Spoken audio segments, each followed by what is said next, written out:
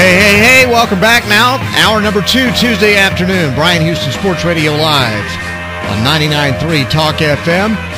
Time to talk about the Cowboys and various and sundry other things while we have him with us. From rattleandhumsports.com, Matthew Postins on the APEC VIP hotline, cutting edge training for the serious athlete, apecgo.com. How you doing, Matthew? Fine, Brian. How you doing? Doing well. Before we get to this, can you explain to me in any way that makes any sense just what exactly happened when Tagliabue reversed the ruling on the Saints today? I don't get it. I don't get it either, but I think it does certainly set a precedent that I can't imagine Roger Goodell is very happy about. For decades, the commissioner in the NFL, and really the commissioner in all four major sports, has been the decision maker when it's come to these sorts of things, suspensions and the like. And this now effectively reduces Roger Goodell's power greatly, I think, in these sorts of situations. That's the precedent that was set today. To be honest with you, I'm kind of glad it's over because I'm tired of hearing about it. Well, yeah, I just kind of, after I saw the ruling, I scratched my head, and then I did kind of the, and then, then I sit there and said, okay, what exactly did we just deal with for the last 6 months to get to this?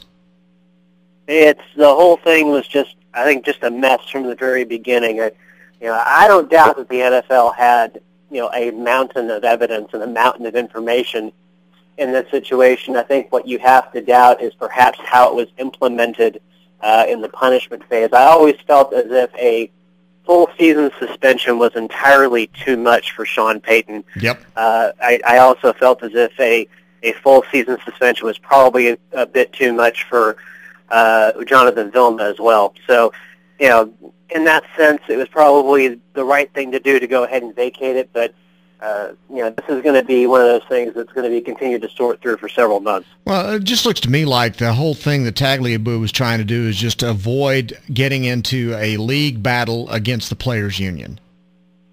Well, that's a good battle to stay away from if you can, because that's a lot of protracted legality. That's several months with arbiters. The NFL Players Association might be the best and the strongest players association right now in those sorts of endeavors. Okay, now we can talk about the Cowboys. I wanted to see if somebody smarter than me could figure out exactly just what happened this afternoon because I'm still trying to make sense of it. So it's kind of lost on me right now. Thank you. Okay, good. I feel better now all of a sudden.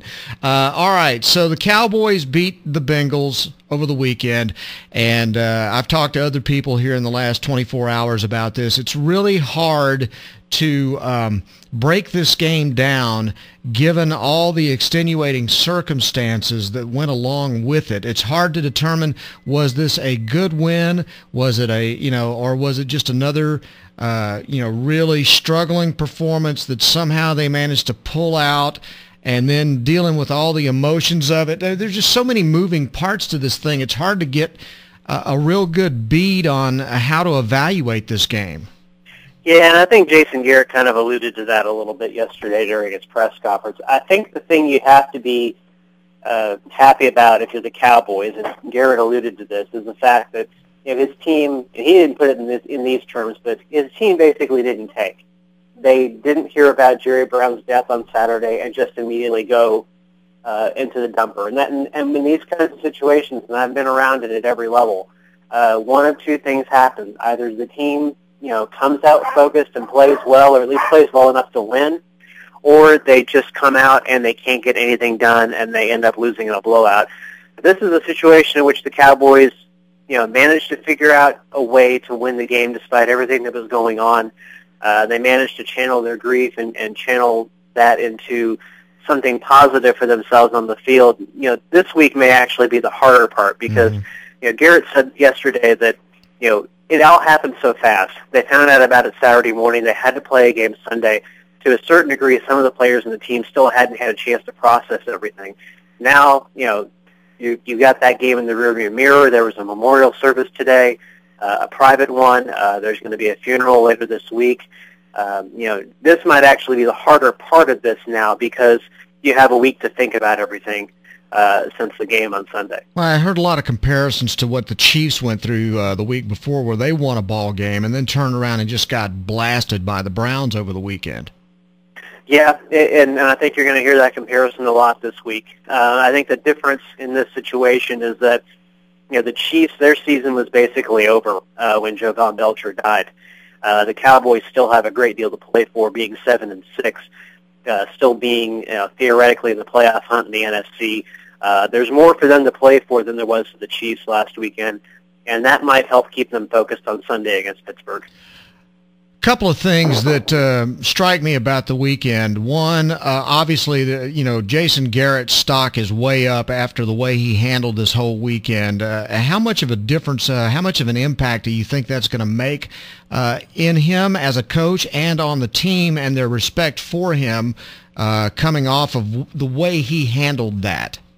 Well, he certainly showed a lot of leadership, and he showed a lot of consensus building, too. He talked on Saturday about how he told his players, I don't really have a template for how to handle this. I really don't have a lot of experience on how to handle this, so I'm going to talk to other coaches in the team. I'm going to talk to other players in the team, and I'm going to ask them, what do I need to do? Do we need to have meetings? Do we need to have film work? Does it need to be business as usual? Does it need to be something different? He did a very good job, it sounds as if, of getting everybody on board with doing whatever needed to be done to make sure that they were prepared to play, but also able to deal with everything that was going on with Jerry Brown's death. Certainly, I think that he built a lot of respect among the team and among the organization this past weekend. Not that the players and the organization didn't respect them already, but those types of situations are the ones in which you find out exactly what a person is made of. Not necessarily a coach, but a person. And Jason Garrett certainly handled this extremely well. I thought Romo handled himself really well this weekend, too. I mean, because, again, you're talking about leadership out there. And, again, the poor guy's running for his life, but, somehow continues to make plays and then says all the right things after the game. Yeah, it wasn't a great game by any stretch of the imagination for anybody on the offensive side. In fact, neither offense played all that well. I mean, you look at the numbers from that game, and I don't think either team had over 300 total yards, or either 300 total yards or pretty close to it. Right. The Bengals didn't play all that well on offense either, which kind of surprised me a little bit. I felt as if they would play pretty well, having won 5 straight. Well, they dropped 1,000 passes in that ball game. Yeah, they were not as efficient as they had been in previous weeks. But Tony has been his MO for much of the past couple of years. If you let him hang around long enough, and you let him get into the fourth quarter, he can make things happen. And he has one of the best fourth quarter passer ratings in NFL history, not among active quarterbacks, in NFL history. And for whatever reason, the fourth quarter, that just seems to come out in him. And they stayed close enough in that game to give him a chance to win it. And he made that great pass to Dez and got them down the field to set up the field goal for Dan Bailey. Important to note that on those 2 drives, the scoring drives, they converted 5 third downs on that drive. And 2 of those were running plays with DeMarco Murray. And, if you've watched the Cowboys long enough, you know how much they have struggled in those short yardage situations. Both times they were able to get the first down running the football. I think that's important when you think about the short-term future of this team. Yeah, and, it really shows, it makes me believe that DeMarco Murray is even better than I first thought he was, because it wasn't like they were opening up holes for the guy. He was making plays. He was finding holes, or he was cutting back, or he was creating to get these yards. It wasn't because of great blocks. The 3rd and 1 play was blocked very well. That was the first third down conversion on the field goal drive. That was a very well-blocked play. The second one, the 3rd and 5, he really had to make that happen himself because it was a stretch play. The blocking scheme they had broke down early in the play, and he had to find a way to squeeze out those 5 yards to get the first down. So, he is the guy that makes that running game move. more so than any back they've had probably since Marion Barber. Okay, so now we got the Des Bryant situation, and it looks like it's going to be, maybe game time before we know whether he's actually going to play or not. I know he wants to play. How big of a loss is that going to be for the Cowboys if he can't play this weekend? Well, when you consider that he's probably been their best wide receiver, their best pass catcher the past 6 weeks, that's a huge, huge loss for you. And for a team that has lost big guys offensively and defensively and has been able to find a way to compensate for those losses, I'm not sure this late in the season if that's a loss you can compensate for. It does sound like it's not like you said, it sounds like Des wants to play. It sounds like Jerry wants him to play. Well, I'm sure. And, I think the only thing that's going to keep him from playing, even though this is an injury that most reports have said could be something that stays with him the rest of his career if it's not handled properly, is if the team doctors basically come out and say he can't play, if they don't clear him. That may be the only thing that keeps him off the field on Sunday, but most certainly it's going to be a Friday, Saturday, Sunday type of decision. Okay, and now they got to deal with the Steelers, who, obviously come in with all the reputation, but they're no better than Dallas is right now. You want to talk about a team that's banged up. I think the Cowboys and the Steelers could have a competition for that, especially at the running position. As bad as the Cowboys have been banged up at running back, at least they haven't started 4 different guys at running back this year. The Steelers have had to do that. They really wanted to get back to that old Steelers run the football, run it down your throat, pound it out, 4-quarter type of offense this year, and it really hasn't happened partly for that reason. Rashard Mendenhall's been banged up, Isaac Redman's been banged up, Jonathan Dwyer's been banged up. They just have had no continuity in the running game, and you saw what happened to this team when they lost Ben Roethlisberger. They just seemed to go into the tank for a couple of weeks before they finally got themselves out of it. But I found it so curious that San Diego went in there with not a whole lot to play for at this point this past weekend and basically beat the Steelers up. They were definitely the better football team in that game. And I'm not sure if that's an indication that the Steelers are getting tired or are just too banged up, or if they just had a bad week. Yeah, and you're talking about a team in San Diego that, they've got every reason in the world to just quit, lay down and die right now. Yeah, they do. There are reports circulating out there that both Norv Turner and A.J. Smith are out of a job at the end of the year. The division title is wrapped up in the AFC West. The Broncos have pretty much got it wrapped up. And, you're right, not a whole lot for them to play for, but they went into Pittsburgh and dominated that game and beat the Steelers for the first time ever in Pittsburgh. So and that goes all the way back to the AFL days. So that's over 50 years right there. So big win for them, and you have to wonder what Pittsburgh team is going to show up when they show up in Dallas on Sunday. And it's a pick-em game now. Go figure that. Well, I think with all the injuries, I don't think Vegas wants to hazard a guess on who's going to win this game. The only thing Vegas hates more than a line like a 3 or a 2 is a line that's going to lose them a lot of money. And if they're doing a pick-em, they must feel as if this line will lose them a lot of money either way.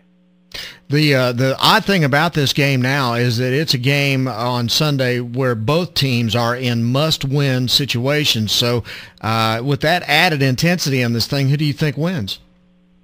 Well, what's even funnier is that the Cowboys went over the Bengals actually helped the Steelers out, oddly enough, on Sunday. And if the Cowboys can beat the Steelers on Sunday, that would help the Bengals out because the Bengals are now on the outside looking in.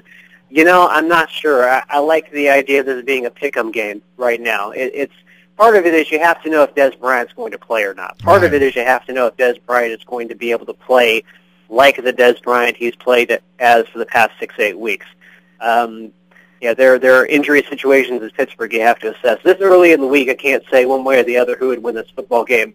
But if Des Bryant doesn't play, I don't give the Cowboys much of a chance because without him, you don't have that big physical receiving presence on the outside. You basically have Miles Austin and Jason Witten. Not that they're not good receivers, but they don't have the dimension that Des Bryant has in terms of size and speed. And I think losing that makes a big difference for the Cowboys on Sunday. And you mentioned Miles Austin, and we had a bit of an argument about this yesterday. Miles Austin, to me, is stealing money right now. He's being paid like a number 1 receiver, and he's just not coming up big. Well, when they signed him to that extension, he was a number one receiver. I think that's how they envisioned him. I don't think they necessarily expected to be in the situation they were in when Dez came out of college a couple of years ago. That kind of came to them out of the blue. So do you think this is more a case of them just targeting Dez more, or is it more an indictment on Austin's inability to stay healthy and then to make big plays when he's in the game? Well, I think it's more about Dez emerging as the number one option in this offense. I mean, you have to look at his body of work over the last 6-8 weeks and realize that Dez has just been there and has made things happen, and that it's obvious that Tony has a lot more trust in him than he had in him at the start of the year. Miles has made some plays, but, you made the point about the injuries. I think that's part of it. I think also the play has been spottier for Miles this year because, Dez can do some of the same things that Miles can do. They both can get down the field. Miles is probably a bit quicker in a foot race, but they both have the ability to stretch defenses. And if you're going to have Dez Bryant stretch the defense, you've got to have a receiver go over the middle. And I'm not necessarily sure that's Miles Austin's strength. If you look at the touchdown passes he's caught this year, I think most of them have been on slant and drag routes over the middle. So I think it's possible that the Cowboys are looking at him as more of an inside receiver right now rather than an outside receiver, which is how he started his career. Okay, very good. Hey, Matthew, thank you very much. What's coming up in Rattle and Hum Sports? Well, we've got a piece up today on Garrett's thoughts after the win, obviously, on Sunday, but also about Josh Brett and Jerry Brown. I found it very interesting what his feelings on Jerry Brown, even though Brown had only been there for a month and a half. Of course, we'll have plenty of coverage leading up to the Steelers game on Sunday, and we'll also have a piece on playoff scenarios, which right now just take last week's scenarios and carry them over to this week. You just cut and copied, did you? You copied and pasted this week, didn't you? I didn't have to change anything. The Giants won, the Redskins won, the Cowboys won. Everything is the same. And you got paid the same. There you go. Exactly. All right. Hey, Matthew, good talking to you, buddy. Thanks for coming on. Thanks, Bryan. All right, Matthew Postins from the RattleandHumpSports.com website on Bryan Houston Sports Radio Live on 99.3 Talk FM.